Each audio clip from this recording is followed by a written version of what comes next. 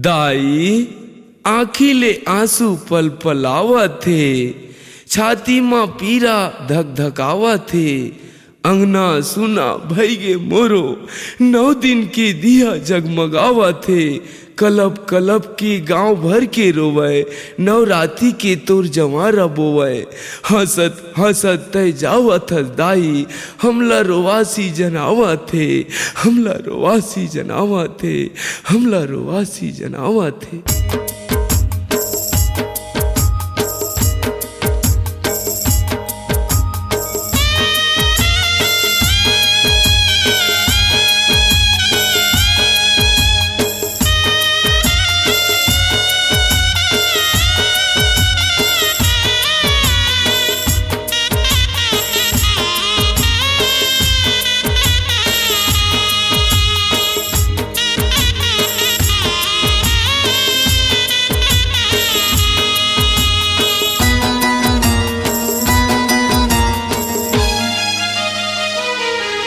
मोर करेजा फट जाही जब होही तोर विदाई।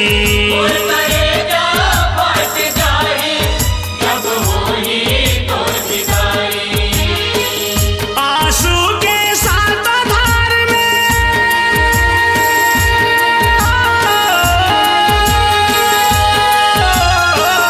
आंसू के साथ धार में ताई मोर नहाही। मोर करेजा फट जाही जब होही तोर विदाई। मोर करेजा फट जाही जब होही तोर विदाई।